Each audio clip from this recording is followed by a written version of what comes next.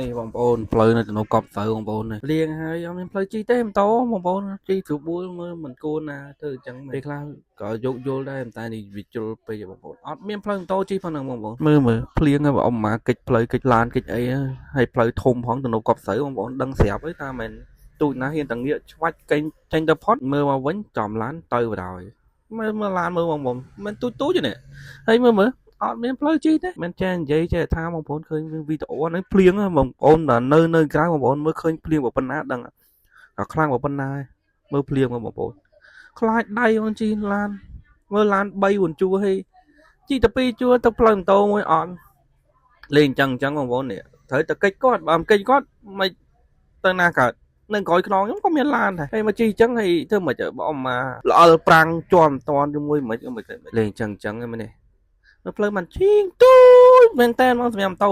កិច្ចគាត់ហ្មងកិច្ចស្រួលធ្លាក់លូទេនេះអាផ្លូវនេះស្រួលមើលមិនឃើញធ្លាក់លូបាត់បងប្អូនឃើញអាដីអញ្ចឹងមើលចេះទៅ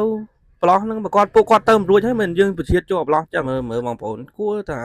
យកយល់គ្នាខ្លះអត់ទេហ្មងជាតិចោះជាតិឡើងចូលឡើងហ្នឹងវល់ពេញហ្នឹងមើលតន់អស់ហើយបងប្អូននេះកន្លែងនេះស្ទះរសារពូនេះគាត់ប្រហែលជាខូចឡាននេះខ្ញុំឃើញអង្គចាប់ដើមក្បាលចេញមកវិញអស់ឃើញអត់ហើយចេញមកបើឡានមួយក្រោយនេះគេមិនអោយទៅកុំខឹងគេដោយសារយើងបញ្ចូលនៅក្នុងផ្លូវម៉ូតូគេហើយដល់ពេលអញ្ចឹងធ្វើមិនទៅជីអញ្ចឹងអីវ៉ាន់បងប្អូនឡានធំណាកិច្ចមិនតាន់ងាកតែឆ្វេងឆ្វាច់តែចេញមកចេញមិនតាន់មើលឡានមើល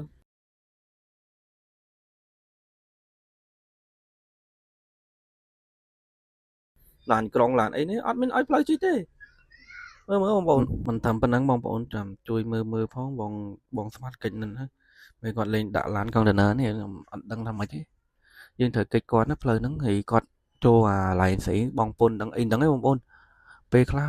ជួយសម្រួលផងមិនមែនចេះថាទេតែមើលឡើងមកត្រូវិញទៅច្រឡោះប៉ុណ្ណឹងបងប្អូនឡានគៀមងាប់បាត់ហើយនេះឲ្យជីមិនឲ្យនៅមិនចឹងបើមិនទៅមាននៅហើយគាត់អត់ទៅមុខផងពួកកុងតឺន័រនេះគាត់ឈប់នៅហ្នឹងអាតូថាស្លៃបងអើយវែងវាយណាណៃមកមើល